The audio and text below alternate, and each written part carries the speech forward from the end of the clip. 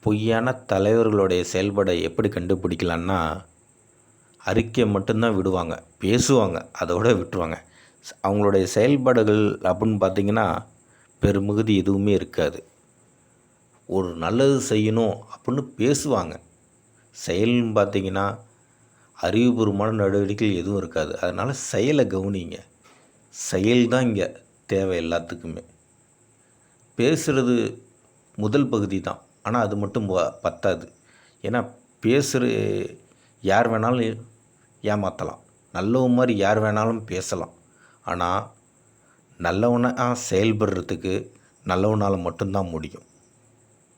அதனால் இங்கே செயல்தான் வெற்றியை கொண்டு வருது. இங்கே செயல்தான் நமக்கு தேவையானதை கொண்டு வரும். பேச்சுங்கிறது முதல் படி, கடைசி படி செயல்தான்.